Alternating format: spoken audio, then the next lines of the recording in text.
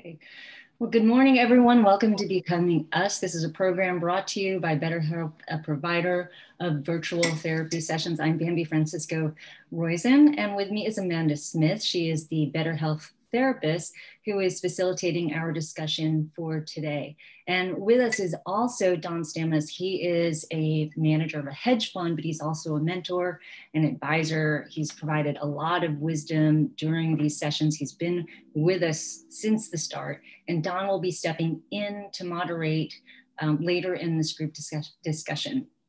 So this series is focused on who we're becoming in this new normal. And this month, we've been focusing on work-life balance. So there's two primary domains in our life, our professional life, which is work, and our personal life, our family, our relationships, or just social life. And psychologists have been thinking about how to conceptualize this idea of work-life balance. And there's actually 5 models when we think about work-life balance. And I just want to touch on 2, because these 2 models are actually what help us balance our work and our family or social life. And when we do find that balance, it actually helps us become our better selves. And so those 2 models are the segmentation model and the compensation model. So the segmentation model is pretty easy to understand. It's when you have a separation, when you have boundaries. Let's say you have an office and you have a separate place to work, and then you have a home. And that segmentation model is actually really good. It helps balance our character because you have time to wind down, let's say, or prepare, or even have a schedule and structure in your life when you're commuting to work, and then on the way home when you're kind of winding down and getting ready for your home life and your family life, social life. And then there's the compensation model. And the compensation model is when, let's say, one half isn't so fulfilling. So let's say that your job's not that fulfilling, but if your relationship, so somebody you're dating or your spouse or your kids, they could be your source of comfort and joy, and they can actually balance your life, or vice versa. If you're not really into your relationships and kind of having some arguments with friends or family, but your job can be the one that's rewarding and gratifying.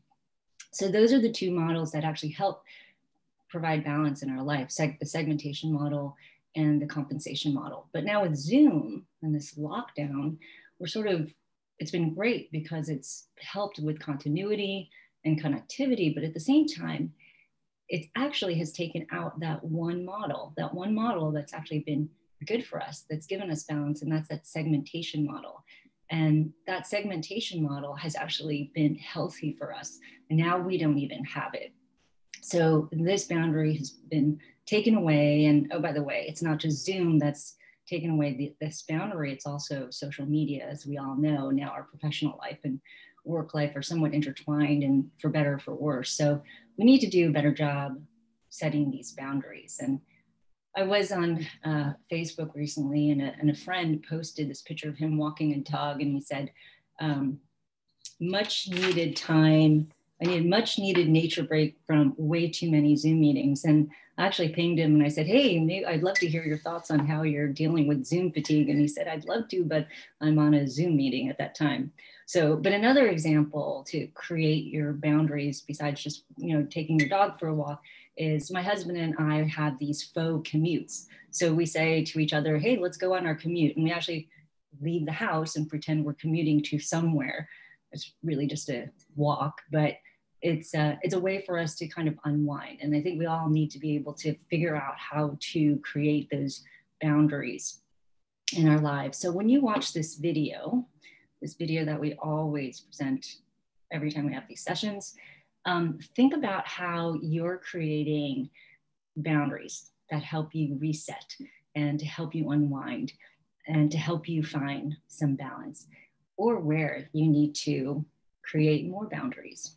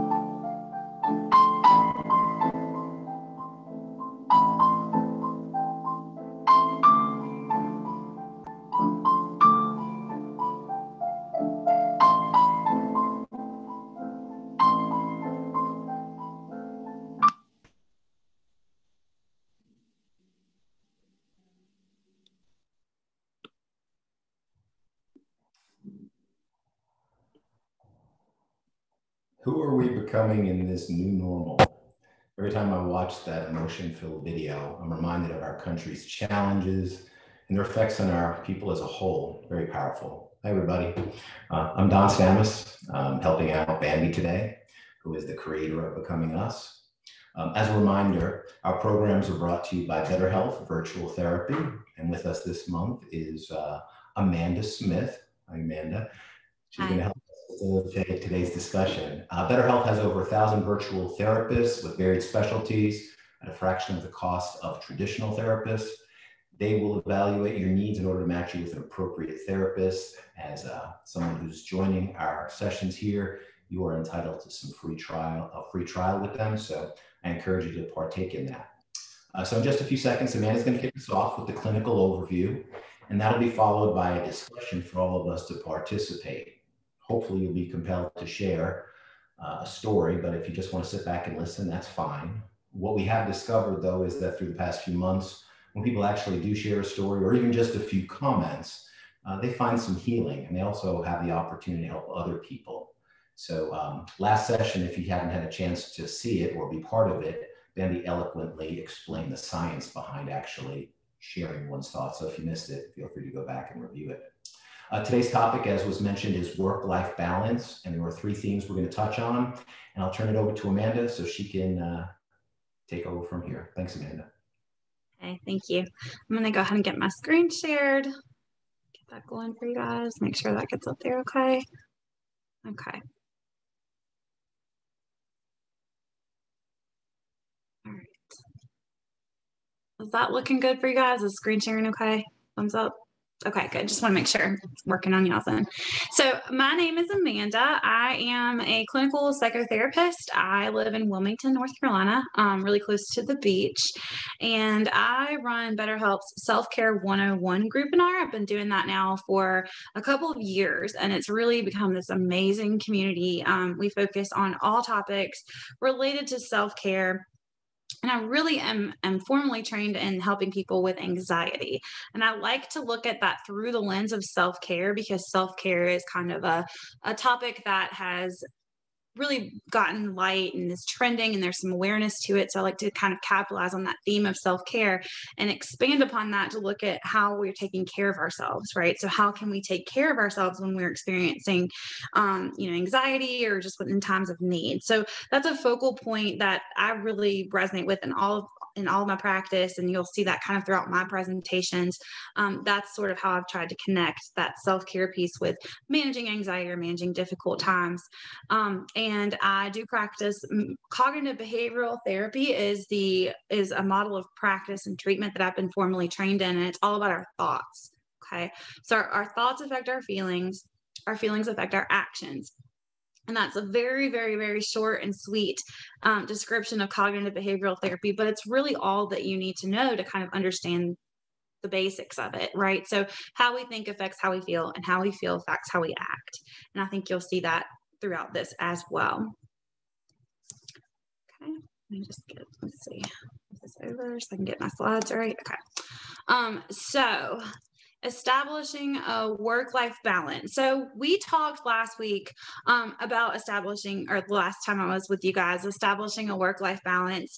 And we talked about kind of navigating that uncertainty and dealing with that shift in sort of the crisis mindset to the long haul, and how that has affected us, kind of a general overview of work-life balance. And I did want to say that some of the most amazing things came out of that session for me personally. I just totally resonated with a lot of that. I've actually been thinking about the whole concept of, we talked about distraction and traction, and traction being, the opposite of distraction. I just really got into that. And also one of the biggest things I took away was talking about the impact that we can make, right? So the things that we can't do, or the things that are out of our control, obviously are not things that we can put our energy towards. But when we put our energy towards the things we can control, those things right now have a lot of impact, especially with everything that's going on. And so I've just totally been continuing to marinate on that and thinking through that. And I appreciate that coming from kind of our last discussion about this. So today we're going to go a little bit more focused on Zoom, and how this idea of virtual meetings and virtual, like connection and everything has been amazing and has been awesome. But how has that affected our work-life balance specifically? So we're going to talk about the pros and cons of this virtual culture that we're all immersed into. And then we're going to talk about Zoom fatigue, which is real. It's a real thing. It is something that everybody experiences from time to time, and it affects people differently at different times. And then we're going to look at how to set those healthy boundaries and how to keep that balance and be very intentional in those things when other people might not have the same boundaries that we do, right? That's the one thing that is kind of interesting about this whole pandemic, is that it's affecting all of us, but it's affecting all of us very differently. And we are such different people that we may have different capacities for things and different boundaries that we need to set depending on how our family lives, where we live in the country, where we, there's a lot of factors at play that give us this need to create our own personal boundaries and be able to adhere to them. So those are the three kind of things that we're going to cover. So these are just some things that I kind of put together: the establishing a work-life balance, the pros and cons. A lot of this is from, I've also done a webinar on BetterHelp webinar on the pandemic and anxiety during the pandemic. And so a lot of this comes from things that have been fruitful in those conversations with people sharing from all over the world. It's a global community, different things that they've experienced. So some of the pros to the pandemic, right? There's a lot of pros to virtual culture in the pandemic, to the Zoom culture, right? Is staying connected. It really, in 1918, when the Spanish flu occurred, we didn't have Zoom. We didn't have a lot of things, right? So like it would have been a lot more difficult to connect with people, to connect with family, to, and then here this happens and we have internet, we have, connectivity, and that's a wonderful thing. It allowed certain things to continue and to continue and go, even though the world basically shut down. It reduces the need to travel. It maximizes that time and efficiency, right? So, I can do a lot more working from home. I can pop on and pop off of meetings and meetings and meetings, and all of a sudden 8 hours of work has been more fruitful and more productive than sometimes it would have been in an office setting. So that has also been a very pro to this virtual culture. a lot of the times, just like this, meetings are recorded and they can be replayed. And so that's great because then you can go back and look at them if you're not, able to attend to it real time due to other obligations. Most of our devices have those virtual capabilities, so we can have sessions. We can go to meetings in our car. We can, we can attend meetings wherever we are.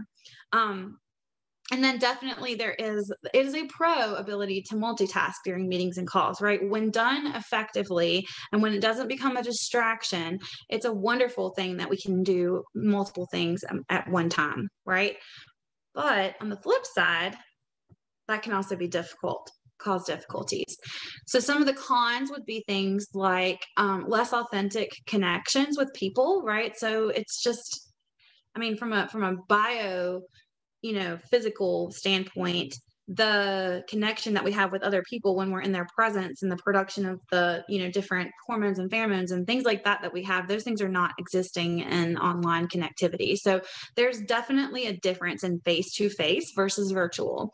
And we miss out on some of that when we're not interacting with people in person. Time zones are still a thing, right? So, it seems like, oh, this is great because now I can talk to everybody and everybody can come to a meeting, but we're still under that same kind of issue with time zones, right? So that makes a difference. It's like, okay, yeah, it's still a different time in different places. So it doesn't alleviate all of those issues. There's internet connectivity issues. There's audio visual hiccups that happen. One of the big things that I have noticed personally and that, I've seen a lot in my practice is working from anywhere makes it really hard to leave work, right? So it's hard to just say, I'm going to leave work because you can work from anywhere at any time. And so if you have an issue with that boundary, some people are wonderful at setting that boundary. I have a friend who's worked from home for years and she goes into an office in her house and shuts the door and it is her office. And it treats it just like an office. That's awesome.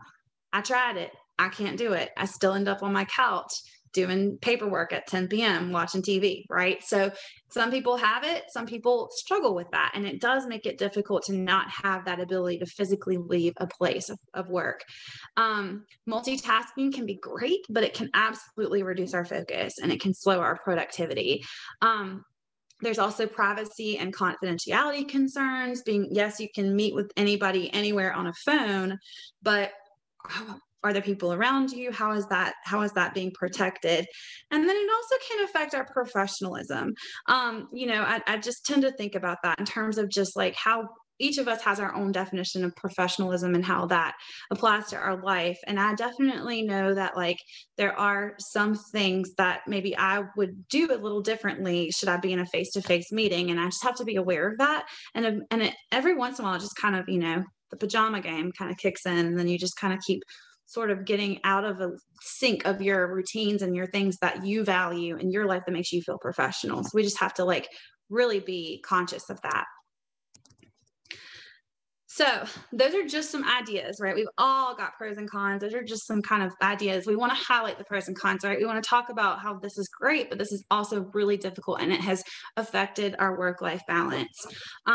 So in terms of Zoom fatigue, technology overload, right? You can stare at a screen and it is a lot different than having interactions with people face to face. It's technology overload. Everybody is trying to do things. There's like 5 different kinds of apps to connect with people, and then people are having lots of different meetings. I know I worked in public schools. This is my first year away from public schools, but when our school shut down, we had so many meetings. Every grade level had a meeting. And then every team had a meeting and this had a meeting. And then we met with this person and we ended up having so many meetings that we had already had. So that was really difficult to kind of navigate. And temporary versus permanent, right? Those meetings and that style worked excellent to get us through the end of the school year in my school system that I worked for. It worked. If all we were trying to do was get through that school year, that was great. It was awesome. It worked. It wasn't a great setup for going back to school. It wasn't, online virtually. It's not something that really is going to work in the long haul the same way it was designed in a crisis. And we're still having to figure out which which direction we go with that, right? So do we, are we in a crisis, or are we in the long haul? Are we going to shut down again, or are we going to open up? And that kind of stuff definitely affects our ability to plan and change the ways that we're going about doing things. That do all and be all is not sustainable.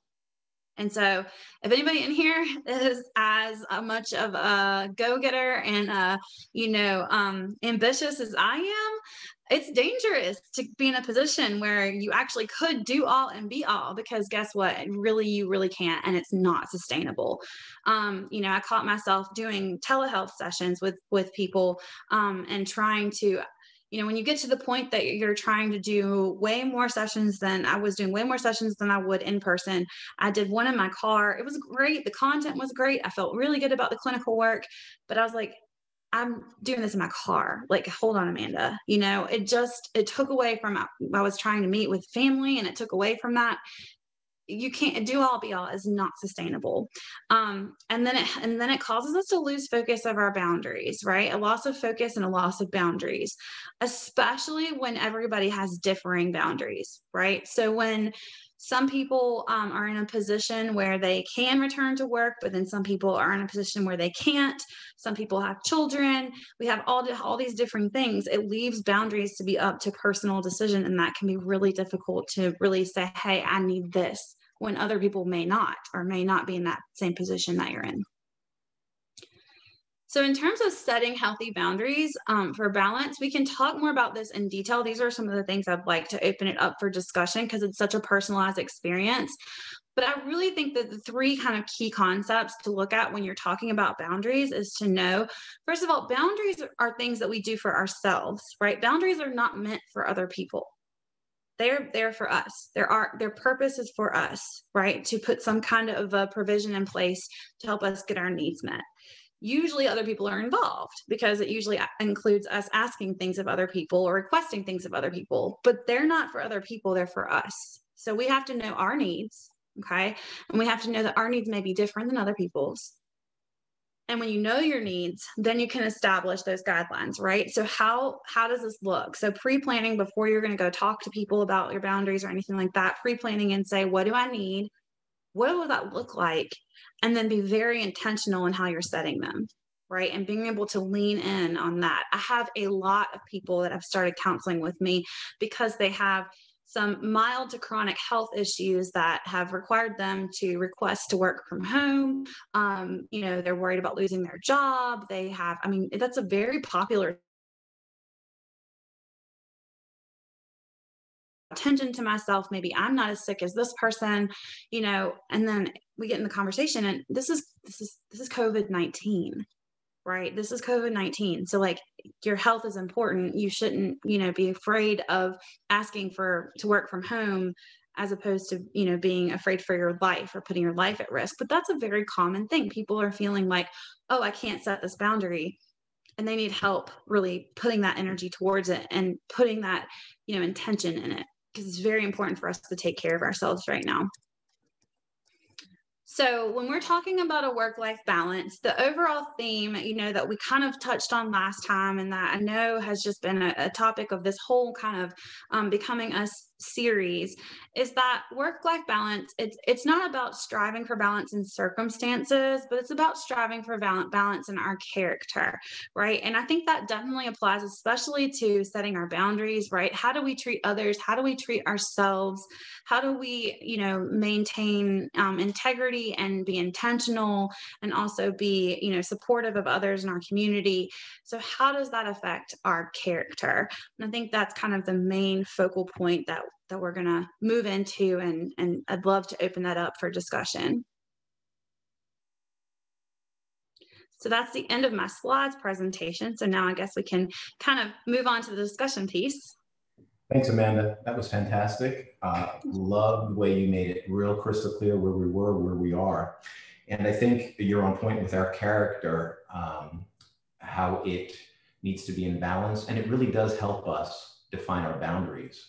And so I guess we'll open up to the discussion with the question. So with our boundaries, how are you creating them? There's different ways we can kind of plan them. We can go by the seat of our pants, so what are some of you all doing in terms of boundary creation in your world?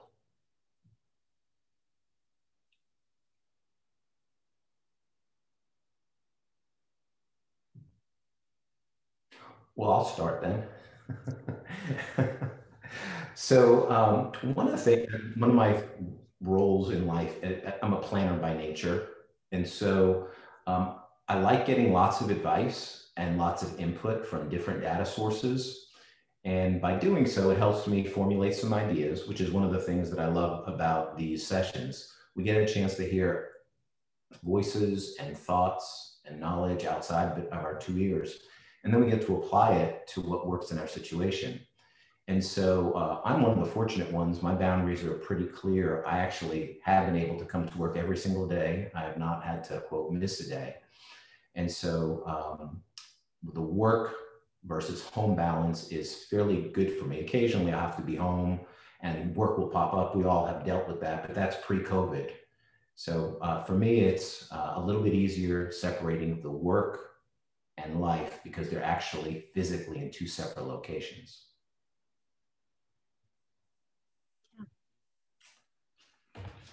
Let's see who else is on the call here today with us. Amanda, maybe for you, what boundaries? What have you heard for boundary settings?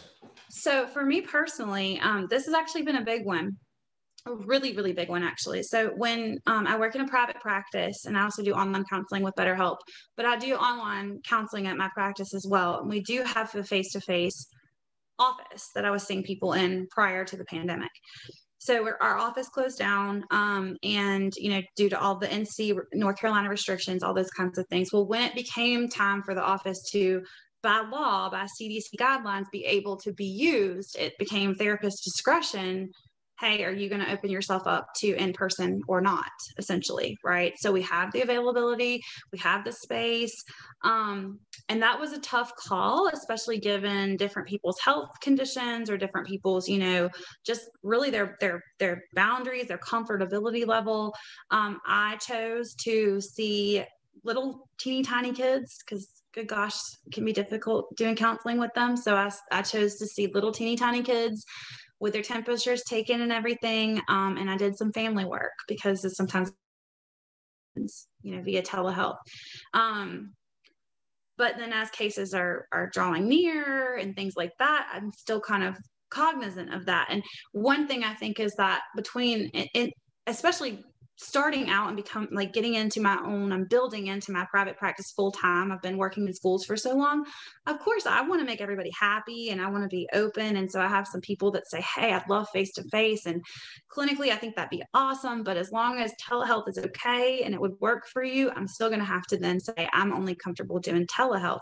That's been a thing in my life that I've had to really say, okay, hold on, not just this person's boundaries, not just my client's boundaries. What are my boundaries? And that's been really difficult. Sure. You bring up another interesting point. It's to me, when I look at the world today, and certain businesses they all have different boundaries. Some of them are set by the governors of their state, right? For example, you can go to certain gyms. Some of them you have to wear a mask, some of them you don't have to wear a mask. You can go to restaurants at certain capacities. You don't need a mask when you're sitting, but when you're standing, you need a mask. And it brings up the point of creating boundaries within the boundaries. So we have life circumstances boundaries, right? But then we also have our own personal boundaries that we have to create and kind of have them mesh together, a little bit of a challenge. Any comments from anybody else out there? Let's see who else is on the call there. Let's see. I'll comment since I have to actually jump. One of the reasons why Dawn is here is to fill everybody in.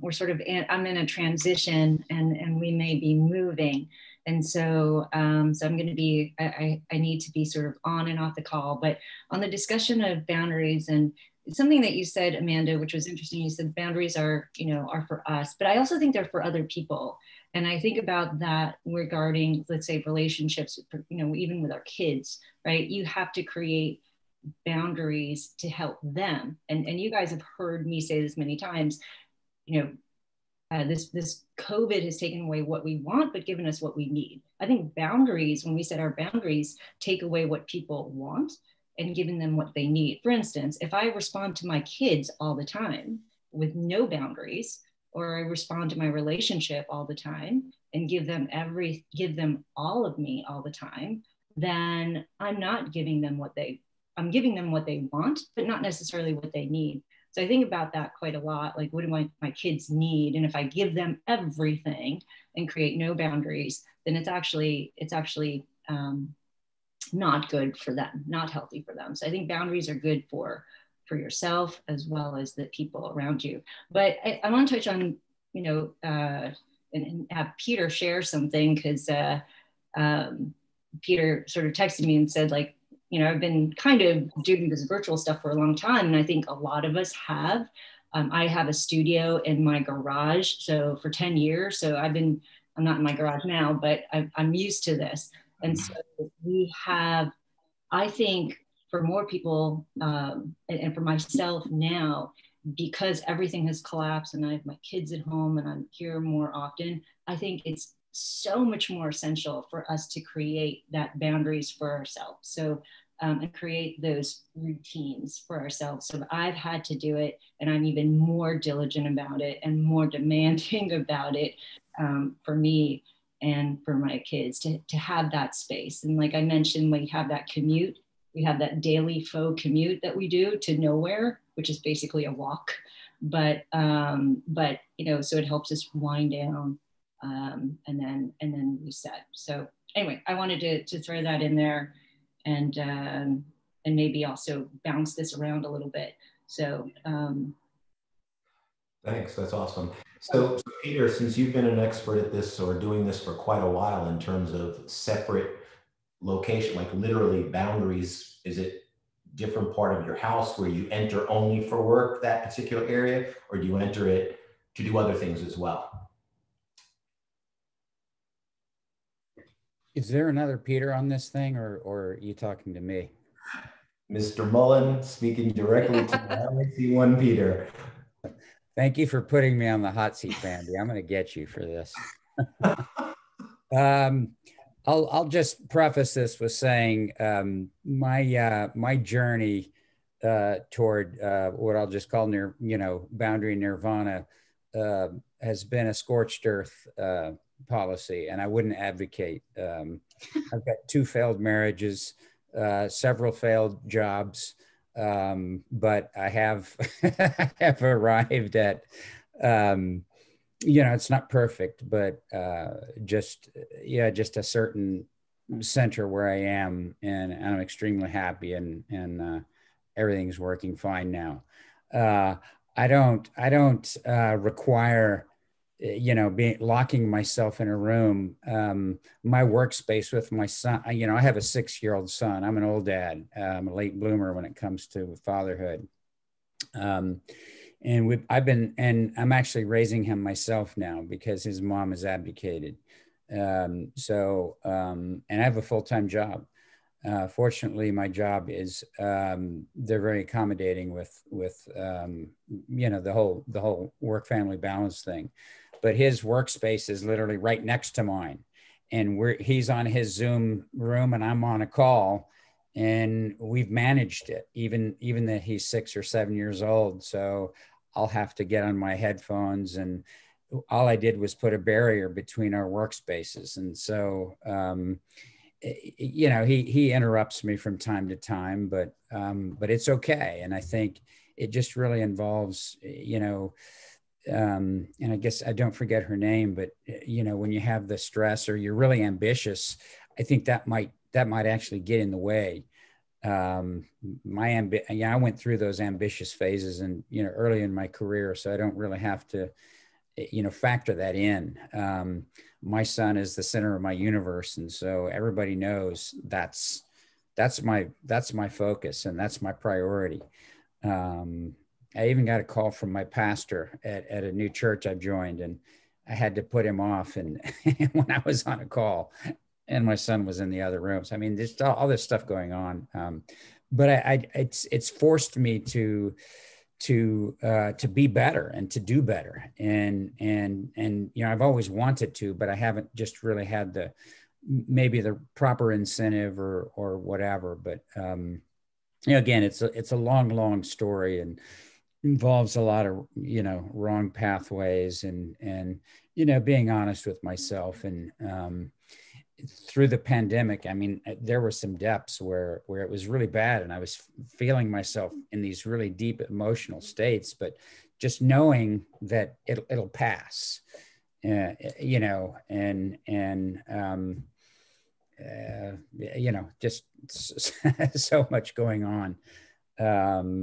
But you know, I can see why people struggle with this, and I can see, you know, why and how, you know, there's a lot of negative things that come out of it. One thing I did, which really helped is, you know, I'm a conservative and I mostly have all liberal friends that I interacted with on Facebook, and we'd get into it all the time. And I finally just cut that off and I purged them all, and I don't talk with them anymore. They're not real friends anyway.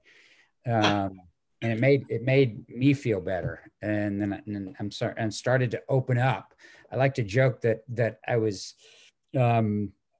inspired by a lot of my LGBTQ friends to come out of the closet as a conservative in Silicon Valley, because that can be, you know, very career threatening or career ending. And I'm just more honest with myself and more true to myself and others, and then just letting things fall where they may. And I just feel a lot, you know, just a lot happier within myself about doing that. So that's my story. It's still being written. And this is just kind of, you know, where I am now. If this is helpful to somebody, great. Happy to chat more about it in a private setting or whatever. Thank you, Bambi. Well, and I love this. I love that, like everything about what you were just saying, make it, what the word that comes to my mind about just listening to that is resiliency. That word is just really does come to mind. And it reminds me too, like, this is just one piece of the puzzle, right? So the Zoom fatigue and the pandemic, it's one piece of life that is getting in our way of setting boundaries. We've had boundaries that we've had to set all along. Right? I've been a workaholic my whole life. I didn't become a workaholic when the pandemic set in, you know? So I've had to learn to navigate that as well. And I would have to navigate that if we didn't have this, you know, particular thing where with me, it's like, you know, all in. I would feel that in any situation. I just might be able to turn the lights off and go home at the end of the day at 5 o'clock. So that's a really good point, that we've been doing this stuff a lot already. And there's a lot we can probably draw on from that. Right? We've been setting boundaries our whole life, our whole career. And so pulling from that and realizing where we've actually done really well and where we've actually like started to set those things is really awesome. And also like the Facebook purge is real on both sides. That's what's so great about it, is I don't think anybody's going to argue about the fact that on whatever side you're on, like it's like, it's okay to purge. Facebook purge is real. Yeah, but the one thing I struggled with over many years is just the concept of what boundaries meant, you know, in a personal sense. I struggle with that, and only, I would say, in the past few years really have figured that out. And for somebody who doesn't have them, and, you know, like my son's mom does not have them, and I keep trying to explain it to her, and I mean, it's just an effort and frustration. It is a very difficult concept to grasp for people who don't really have, you know, a sense for what that means. And so I don't know, whatever you can do to kind of, you know, educate people on that as well. What does that mean? And, you know, and what I found for me is it's just taking care of yourself in any situation or whatever, you know, kind of boils down to that. I require simple concepts to describe things, and not to get into a lot of clinical, you know, descriptions of, you know, what that means. And so that's just something that I think people are going to continue to struggle with. Can I say something, Peter? I'm gonna abdicate the floor now. So. Well, I struggled with boundaries pretty much my entire life, learning to say yes to some things and no to a lot of things. And there's actually a really good book it's called Boundaries. It's written by Dr. Cloud and Dr. Townsend, and it's excellent. They've got boundaries for everything: boundaries with kids, boundaries in marriage, boundaries with dating, boundaries with everything. And so that really helped me, because like Amanda was saying, boundaries is for yourself, so you can create those healthy, and we can't force other people to create their boundaries or even respect our boundaries. We can suggest and hope they do respect our boundaries, but that's helped me a lot, especially with, we're talking about work-life balance and family balance. And I've got 6 kids. I know I mentioned it 1,000 times, but working a few jobs and going back to school full time. So I have to create a lot of different boundaries.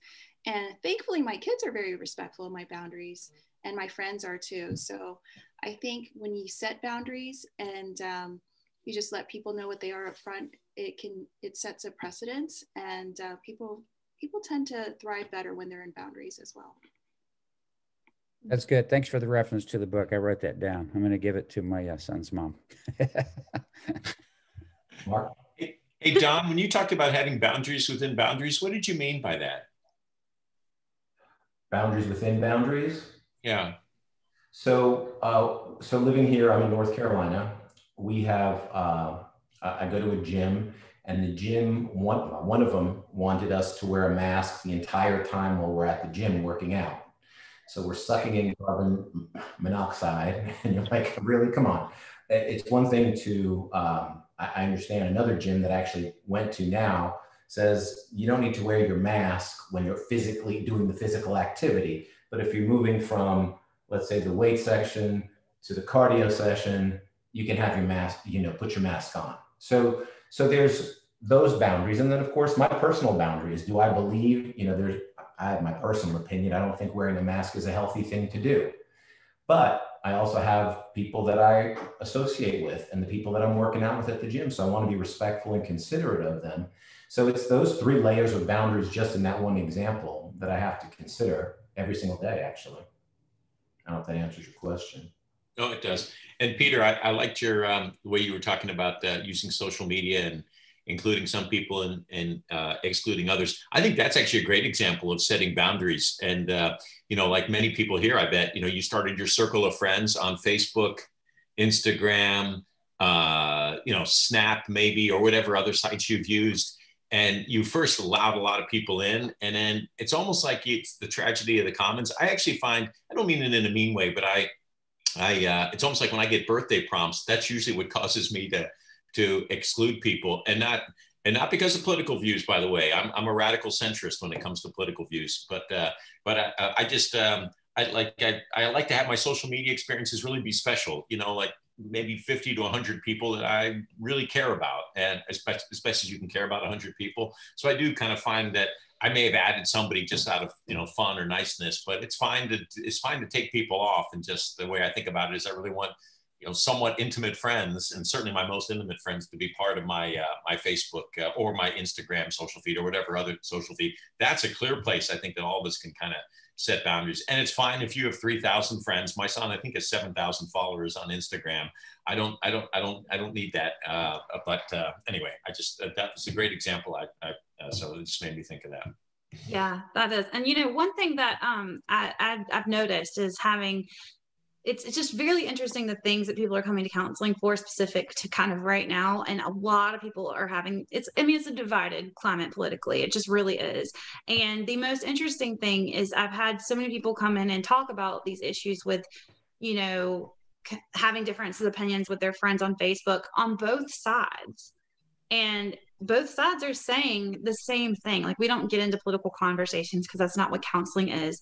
But, just feeling like, oh, I don't want to see this. And I don't like having this on my news feed, but also I don't want to hurt that person's feelings. And, and I'm thinking, well, that person probably doesn't want you on their news feed either. So it's kind of, agree to disagree, mutual kind of thing.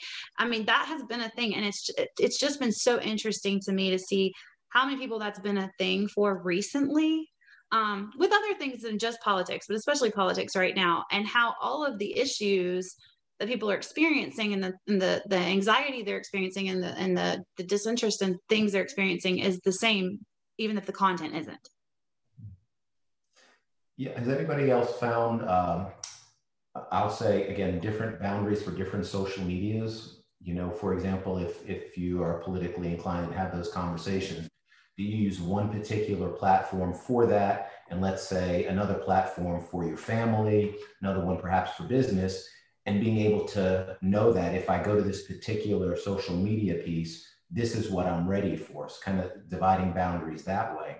And then if there's one that causes angst, a friend of mine called me a couple of months ago, just losing his mind.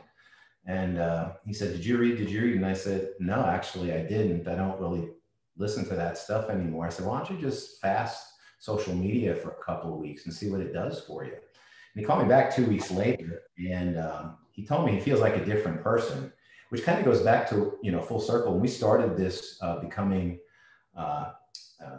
us, the first session we did was fear, anxiety, and loneliness. And it was revolving around, obviously, the pandemic, but we also brought in some social media. And we also learned statistically that social media is actually a depressant. It causes people depression. I mean, you could probably speak to that a little bit as well. So I think it's interesting that we have the power, especially social media boundaries, to put them up just like that. Yeah. Yeah. Well, in my therapy, and I'm building it now, so it's not even like it's really a big thing, but you know, my counseling Instagram is nothing but, oh, let's all, you know, be friends and have positive quotes about everything. That's all it is positive quotes and happiness and all that kind of stuff. So like, you know, my news feed on there is really super positive and it's great. And, you know, I go on Facebook where I have more of a collection of differing things, and it's more of a reality.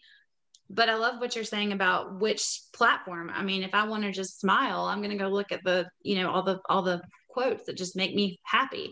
But which one is more of an indicative of life? I'm not sure. But, you know, it's kind of like I find the one that doesn't have all that extra stuff in it. It can be nice to just kind of scroll through that. Yeah, so I living here. Hi, everyone. I apologize. I had an oral surgery, so I couldn't speak very clearly. So I do feel like, for instance, I use LinkedIn for work, like, you know, it's very prospecting, but I do feel uncomfortable when I see someone post on LinkedIn about political comments. So I feel like, why do you post it here? So that's right. When, you know, I would like not to see that. For Instagram, I would see my family and friends who posted their lives. I would like enjoy seeing the baby pictures. But for Facebook, it confused me, so I just closed it down. I haven't logged in Facebook for like 2 years, and ever since I became very happy. So I think that's how I like distance myself from social media and try not to be influenced. And especially as a Chinese, you know, we do not have boundary in our dictionary. Like, parents are your parents all the time, and kids are kids forever, and then they will just say whatever they want to say to you. So I would like to understand, you know, question someone has experiences in dealing with, you know, boundaries with your family. That's just something I'm struggling with. I don't know how to tell my parents, you know, not to comment my kids' weight and not to comment, you know, my behavior. And I would like to see like how to deal with the relationship with my siblings, you know. So that's the boundary, because they expect, oh, you are the older one, you should give money to your siblings to help them. So those are stuff like I don't see any of my non-Chinese friends like struggling. They never talk about it. So I don't know if it's appropriate to discuss with other culture. So I'm just wondering, everybody here, if they could share some thoughts on that.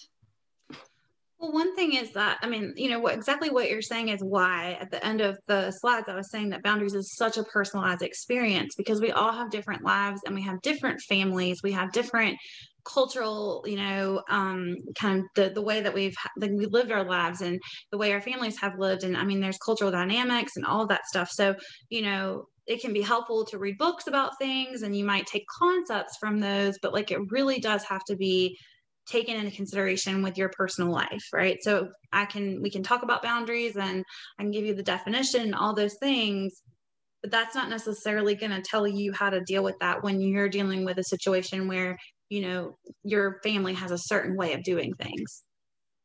So I think that that's the personalization piece is really huge in that. Thanks, Amanda. Peter? Yeah, I wanted to say something on that. Liping, and I think, you know, what you just said hits home with me, because my former wife and the mother of my son is a Chinese national. And I think there are some very distinct cultural differences in terms of, you know, how Chinese view their families, view their siblings and things, than at least what I do. Okay. And I can only speak from a personal experience. It has made me dealing with his mom to the point where I blocked her on my phone and text messages, because the way she comes at me is very inappropriate.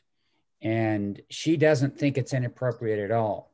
Right. And I won't, she'll, there's a total double standard in how we both treat our son and expectations. And I'm literally racked to levels of frustration to where I have to do things like that. And now I've made it, she's only communicate with me via email. And I've had to very specifically, this is how we do it, because there's just a complete lack of courtesy. You know, she busted in on a call with my CEO, and I had to ask my CEO to get off the call so I could go and deal with her, because she had no courtesy. Yet I send her a message during her workday, and she says, don't send anything to my workday. So, I mean, there's just a complete disconnect in terms of basic courtesy and things like that. Where does it come from? Is it cultural? Is it just her person and how she was raised or whatever? I mean, it's crazy. It's beyond crazy. And yeah, I think you can see how it's affecting me right now. So I sympathize, empathize with you. Okay. I have no answer. I'm sorry. I'm still struggling with that one. Like I also have this conversations with my coworkers who are also from high cultures, like India. They told us like they are struggling with boundaries as well. So I just feel like how to set a boundary without hurting the other party.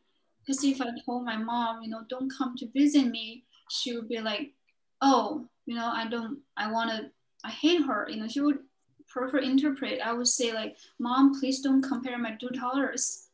Don't compare them. You know, they are individuals. Don't see when is good, when is bad, when used to be good, when not good anymore. I cannot say that. If I say that to her, she will be saying like, you know, I look down at her, and then it's very personal. So I don't know how to be not personal, except just like when she says something, we'll be quiet.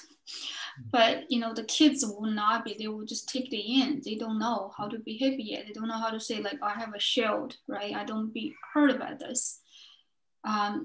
So like my older one gets like, every time it's like, you know, grandma said I'm no good, and they cannot have a Christmas gift. So those things like this is really hurtful, right? If I tried years, like, you know, taking my mom to therapy with me, because I wanted her to hear a different voice and about the things. And I wanted to, I also like, you know, like on the social media, you send me text messages, like she often like send me like videos or everything saying like how to be a good daughter and things like this, like ethic performance and things like this. It's like, I know they love us, but they always think you are my kids and you are always my kids. You cannot be separated from me. That's my conclusion, that I don't know what to do with my mom. I would just like support whatever she does. Yeah. Yeah.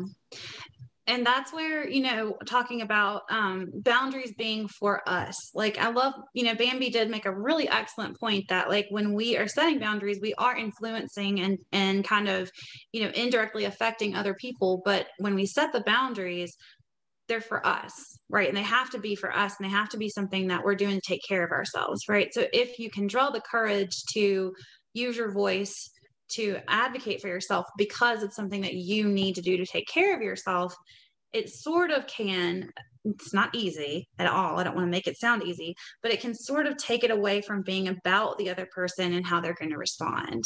Right. So it can be, I need this for me to feel healthy and happy and well. If the other person doesn't understand that, I can't control that. We can't control that, but that's still a huge factor, but the more that we can see that our boundaries are about taking care of ourselves and attending to our needs, our family's needs, that's going to help us be able to kind of disconnect from that feeling of letting somebody else down or hurting someone. It's hard though. It's really hard. Yeah, that's a tough one. I don't have any answer for that. I'm still absolutely struggling with that one. And let me tell you, for whatever, trials and tribulations I've been through to get where I am, you triple them and you're only halfway to the complexity that I'm dealing with when you bring in a different culture. Yeah. So I think it's a discipline that needs a lot of research and, psychology applied to it and thought and all that. I think it's just in its infancy in terms of being dealt with, to be honest. Thank you both for sharing that. That's we talk a lot about culture in this part of the world. Something that I find interesting, I love my parents very much, but I think everyone would agree it's very difficult raising parents.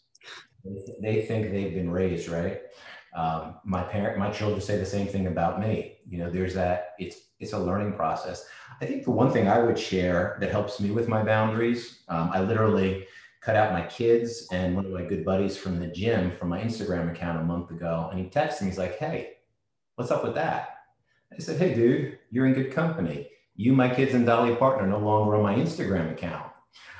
He said, what you thinking? I said, Instagram is just going to be for me and my football. I just want to go there for football. I don't want to do anything else. And so he laughed and he got it and it was good. But I think what helps me with boundaries most of all is the why behind it. Why am I setting this boundary? And if I'm setting it in love, and if, that might sound a little cheesy, but if I'm telling my mom and dad, like today, I literally called my mom and dad. I said, "Hey, Mom, Dad, I love you, but I can't have you come in the office today. Not that I don't love you, not that I don't want to see you, but I got a lot of work to do today. And so I hope you understand." Now, here's the deal. They did, which is great. But you can't control how your parents are going to respond or anybody else does. My buddy responded well, my parents responded well. And I think that comes from knowing that I'm not setting boundaries to be a jerk or I don't want to see anybody. I love them. I'd rather tell them the truth and they know it. And so I think I would encourage everybody, boundaries created in love, it goes a long, long, long way to disarming people, even if they don't understand it. Yeah. And even if they don't understand our intentions, at least we can understand our intentions, right? So like if we know that we're doing this from our why, if we know our why and we know that we're doing it in a way that has been calculated and well thought out, then we have to kind of validate ourselves. Because especially like with the cultural component, I can't, I really can't comment on that, like kind of like what Peter was saying. It's something that I can't comment on, but I do think that like we have to understand that like we can still know what we meant and we can still have our own integrity and we can know that what we did was in love and what we're saying is in love, even if other people aren't in a place where they can't understand that. And if they speak a language where that's not even a word.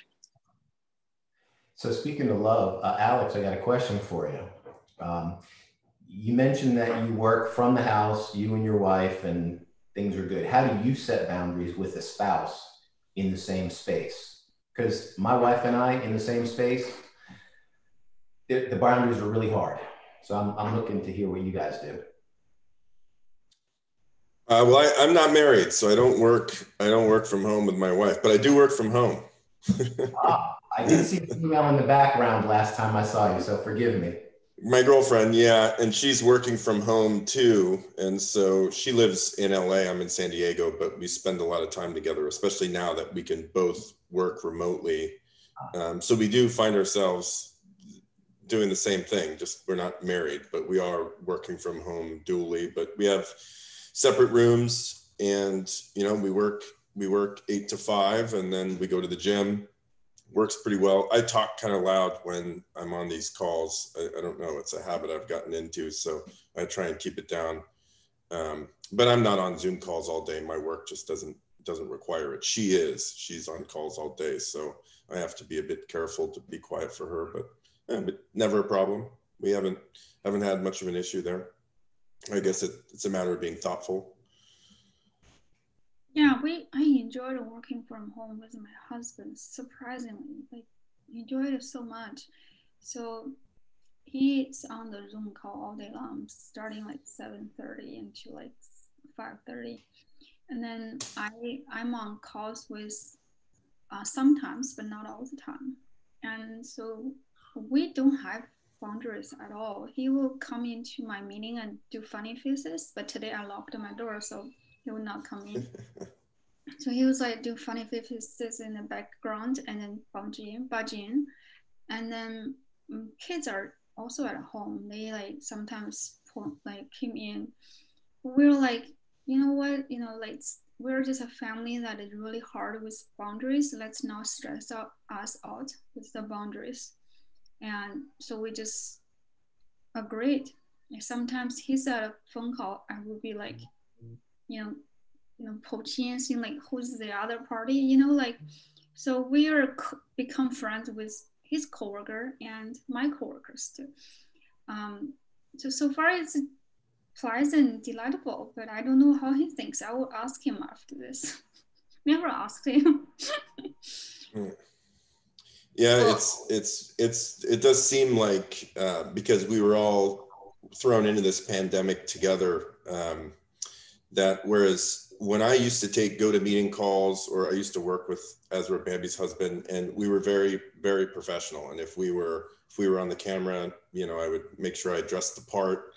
Everybody was very proper for those meetings, and we didn't have them all the time. But then when we went into the pandemic, you just sort of understood there was a bit of chaos. Everybody was kind of working from home, and it was almost comical, that the guys that would otherwise be in suits, everybody's just wearing kind of what I'm wearing now, and the dog's running in the background, and it was just totally acceptable. And it's kind of taken the edge off, and I feel like it's carried through. So now I have meetings with some of my investors, and these are big time guys that otherwise would have been in their office and other stuff, and everybody's super casual, and it's become acceptable. And I personally kind of like it, where people are more off guard. Mm. Yeah, that's what I've noticed that just with myself too. And I think it's like almost I went into my office and did a session. So I had it was pretty background, and I was doing a couple session online, and they were like, "Where's your cat?" And I was like, "What?" I'm like, your cat's so cute. That's like our favorite part of our Friday. And I'm like, oh, okay. So apparently like approachability is, I'm like, oh my gosh, you guys are going to see my cat running around. And they're like, oh, well, what's our therapy session without a cat in the background? Like, okay, yeah. All right, Totally more authentic. And I think that makes all the difference. People can more be themselves, and it's disarming in a good way, obviously. And great points. Yeah. And, and I thought about it too. And, in a world where, I don't know, for better or for worse, dating and spending time with somebody also usually includes having your cell phone and like scrolling Instagram or playing games or whatever. I've noticed, like, if I'm hanging out with my boyfriend and we're sitting there and he's watching TV and I'm playing on my phone, I get out my laptop and I'm doing work, and he's like, why are you working on a spreadsheet? I was like, would you rather me be playing solitaire or Candy Crush? Like, would that make you feel better? Because right now we're in the same room together. He's like, yeah, but you're working. I was like, I'll play a game on my phone if that would make you feel better. But like, no, I'm going to do my work right now. It's like you can work and hang out with people at the same time. And I don't know if that's good or bad, but we've kind of gotten ourselves into that position where you can be around people and be doing other things. Mm. So with boundaries, I'm wondering what people are doing with the fact that we're human beings and we're desperate for human touch. How do you handle the boundaries whether you're walking down the street and all of a sudden you see somebody you haven't seen in a month or 2 or 3 or 6, and you're like, hey, or hey, or, hey. I mean, what's going on, and what do y'all do? I was asked, like, are you guys giving hugs? Because I'm very much a hugger. So If they say yes, then great. If not, then I totally respect. Yeah, so for that, I think I must share something. So I came from China, like several years ago. I came here, like my husband was born and raised up here. They like hugs, they're friends. And then the first time I was brought to their parties, and there's like his friends and his, family met me, they would just come here and hug me. Girls, I'm fun. Man, there's come man. They would just hug me. I was like, what's going on? I get really uncomfortable because, like there's a man I don't know, they just hug me. And then, but then after like a couple of years, I become a really big hugger. I was like really enjoyed it. I feel like, it's all warmed up. I feel like we're good friends. We care for each other. Just all the good feelings from that one quick single hug. And then this pandemic hits. I was like, man, what I'm gonna do? I see someone I really want to hug and now I cannot. So I feel like something actually happened, like what I lived to in the past, but I couldn't get used to it anymore. So and then we do right now like air hug. So my daughter even did that. So my 4-year-old was like, maybe we should like, air hug. So we don't touch each other. So it's funny. I always err on the side of caution. So usually I would give a hug if it's someone I know well, but not these days. I just err on the side of caution. Fist bump, something like that. Sorry.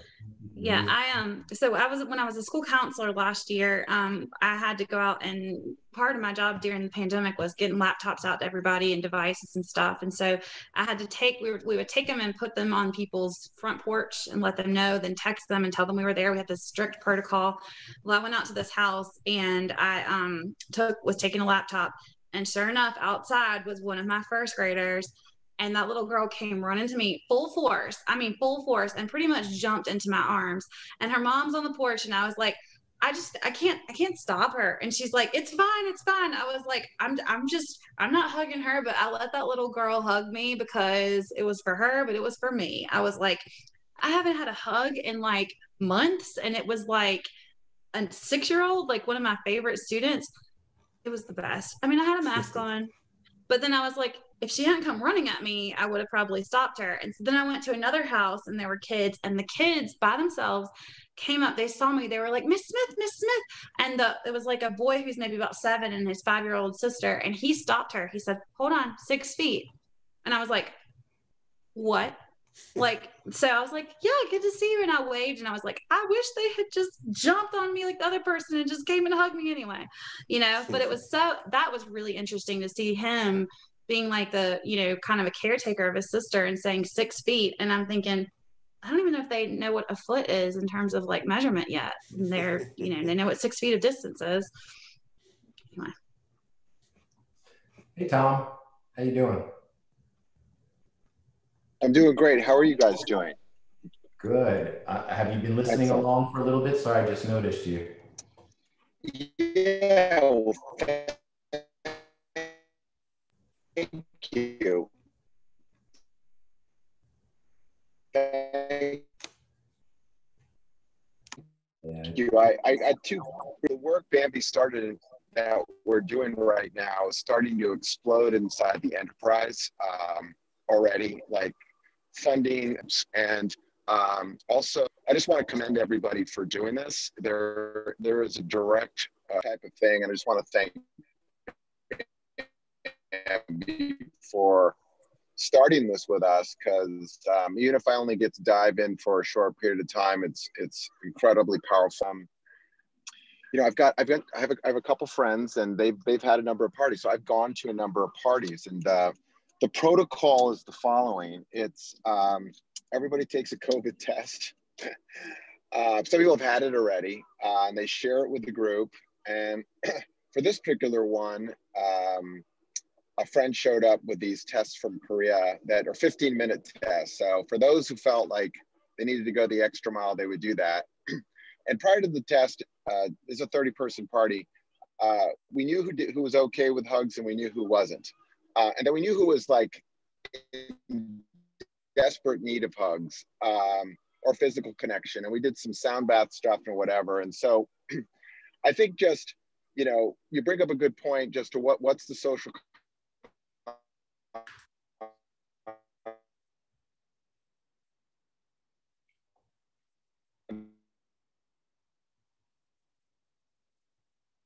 track between families and groups. And I keep thinking there might be a business opportunity, you know, where you flip up and it says yes for hug, and you flip it up and say not to. Anyway, I also think that necessity of connection. I think there was something I was reading about, and it's just, yeah, the danger of COVID's X, but I think the implications of physical distancing actually do have repercussions on people. I think just to survive, you need 4. 8 is kind of maintenance, and you know, 12, you're doing well. So I really think this conversation is a good one if this goes on much longer. Thanks, Tom.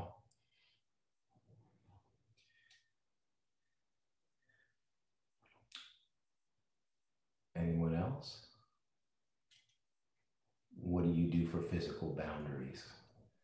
I'm curious as to, I'll ask you, Peter, you said that you live with your son. Obviously you have somebody in your house too. I think we all have somebody in the house. Tammy, you probably have more than anyone, right? Are they all still with you now? My 2 oldest are off in college, but I do have 4 children still in the house and 2 little dogs. How do you train your children in terms of the boundaries, if you will? Well, today is my oldest and youngest's birthday. They're birthday twins. So my oldest just turned 19, youngest just turned 10.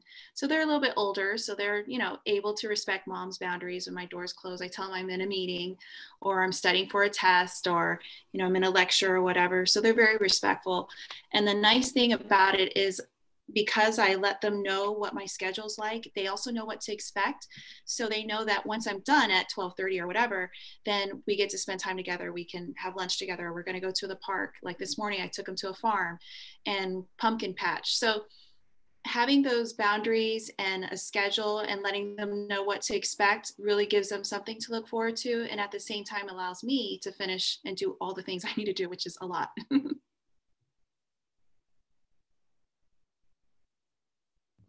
Thanks for sharing. My son interrupts me all the time, and it's still a work in progress. He knows when I tell him this is a very important phone call and I need my peace, and he'll respect that. But he's gotten to know my 2 bosses, Gavin and Philippe, so he'll always come into the call and say hi, Gavin, or hi, Philippe, and they love it. So it works out. We're mostly there. Mm-hmm.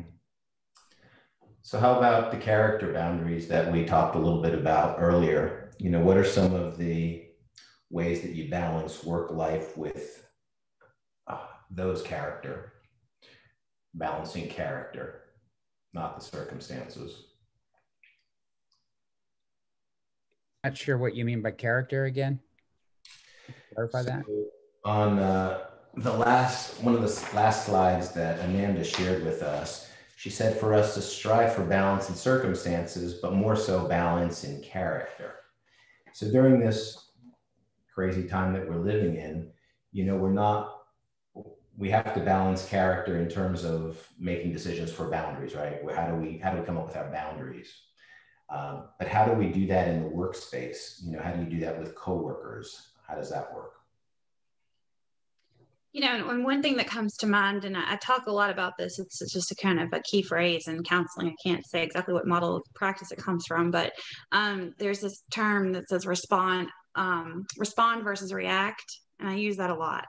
But I think that that's applicable to this, right? So when we're in a situation, a lot of times we react to situations, we respond to people. And so we sometimes taking that pause and looking at it and saying, how am I going to respond? Because the response is going to have a much more kind of thoughtful approach, more like kind of, you know, long-term kind of like looking at all the outcomes, all the pieces of the puzzle. When we're in the middle of a crisis, I do think that we can definitely get ourselves in a reactionary kind of mode.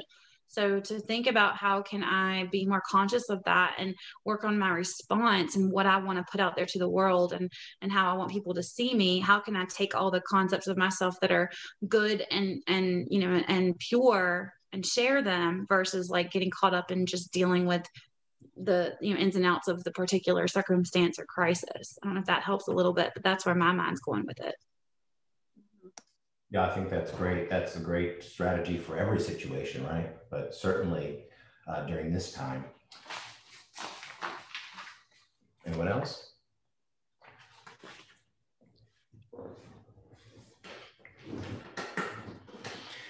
Well, one of the things that I found interesting, again, I'm one of the fortunate ones, I think, that I have a separate space to go to, but when we do get on these Zoom calls, and this to me is, I don't want to say, it's fun, not work.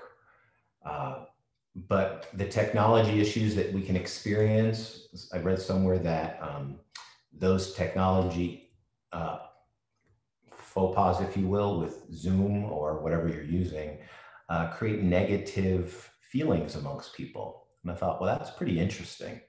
And so I think we've got, if you will, a perfect storm happening there with them. It was actually a study back in 2014, way before this pandemic, that talked a little bit about the whole negative effect of Zoom, or not Zoom, but if you will, video conferencing, and how it really does, it has some negative effects. So I think the balance of, are we using it properly or not properly? I think going back to what I think of as moderation. And so there are companies that use Zoom all the time. I think some of us have said we've used Zoom all the time, or a spouse does, and some of us not so much. Anybody here that's a persistent Zoom user for business? I'm going to take that as a no, which works out just fine. Amanda, any closing comments before we part today? I'd like everybody, if you don't mind, after Amanda shares her comments, maybe if you have something encouraging, maybe a quote or something that can inspire the rest of us as we go on with the rest of our day. Also, before Amanda shares as well, just a reminder, next month we are meeting on the 5th and the 19th, and the focus of the session is going to be purpose. And our guest therapist will be Joy Berkheimer. And also, if you didn't know, Bambi has written a book called Unequally Yoked, and you can find it at unequallyyoked.com. And then again, another plug, and thank you for BetterHelp, who have offered to give us trial sessions. So please take advantage of that. All right, Amanda, parting thoughts, and then we'll go around the screen, if you will, with some kind of positive, inspiring encouragement. Yeah. Well, and a little other plug, if you sign up for BetterHelp, you can come to my groupinars, which right now are at 7 a.m. Eastern time, which means they would be at 4 a.m. California time. But real deal, the AM crowd is woke. It's awesome. And also the cool thing about that is that BetterHelp is an international, like it's a multinational company, and they have people from all over the place. So that's the reason I did it at 7 a.m. is because I have people from Scotland, UK, everywhere coming. So it's a cool little thing. Just a little pitch for that if you do sign up for it, and if you're an early bird. But yeah, I've enjoyed hanging out with you guys and getting to know you. And this has been an interesting experience for me, because this is the first time I've really done something like this. And even from last week, I mean, some of you guys, I see you guys from last week, and I feel like I got to know you. Like it's fascinating how connected you can feel to people in such a short, little thing. I mean, I don't know. I feel like I connected with you guys more than I expected to, even the people that are in here today that I'm just meeting. It's very interesting. And some of the things really did stick. They really did stick with me last week. I shared that. I think it was when Nona that was in here and was talking about impact and the things that we can do, and where things we can't do, focus on things we can, and how much impact that has. And I actually use that example with this 15-year-old girl, and she's really been kind of activated by some social justice kind of stuff. And so she after our session, she went and signed up for student council at her high school. I was like, that's awesome. And so just being able to just grow from that. And, you know, and I've also used that. I've got to find the book that this is associated with, but the distraction thing has been huge for me too. And I'm sure I'll take all the stuff that we talked about today, especially integrating. I try to be very, very, very conscientious of cultural competency and, you know, allowing for like understanding my bias and being open to saying that I'm not gonna be able to relay a message to everybody. And this just even more really just puts that into perspective, that it's all not the same for everybody. And it's important that we recognize that, and that we recognize that, you know, it's an American concept, I guess, to focus on boundaries. And that's not even understood in certain areas. Like, that was just fascinating to me. And it makes me want to learn more and want to, you know, just broaden my understanding and depth and everything. So I appreciate all you guys. You're so awesome. I really enjoyed this. I think this has just been a great experience. And thanks for having me and encouraging me as well. Thank you. Okay. Amanda, thanks, Dawn. I just like this group. I think it's really dynamic, and it's just nice to know that we're not alone. I mean, most of you guys are in San Francisco, but I'm here in Las Vegas. And so it's just neat to be able to meet together and do this. I appreciate it. Awesome. Anybody else? Positive, encouraging? Yeah, just, you know, great work. And it's really nice to listen to everybody share, get it out of our heads. I just super brief anecdote, hopefully. You know, I was having a cultural conversation with a lot of folks in a company, and it was a bit of a turnaround from where they were, and they were all upset about this and that, and no one knew where the truth were. And there was just a moment where we were talking. I was like, you know, I remember being at this Tony Robbins event with Mark Benioff, and the music was cranked up, and we were dancing like crazy. And he said, shout out what you're worried about, your fears, your insecurities, your anxiety, what you're not doing, what you don't have. Keep going, keep going, keep going. And then he stopped the music. He's like, did anybody really get affected by what was going on in your brain, or what were you saying, right? And I think my point is, like, positively, we can just shake stuff up, throw some music on, have some fun. we're so lucky to be able to attend these things. People don't have access to this stuff. So just mix it up. Thanks. All right, well, I got a little quote for us. It's cheesy, but for those of you who know me a little bit, know Cheese is my middle name. Work-life balance is hard. Work-life imbalance is hard. But we can choose our hard. So let's pick wisely. Thank you all for joining us today. I hope y'all have a fantastic rest of the week. And hopefully we'll see you again on the 5th of November. Take care. Bye. Thanks, guys. Thank you. Thank you. Bye, everyone. Bye. Have a good day. And we exit.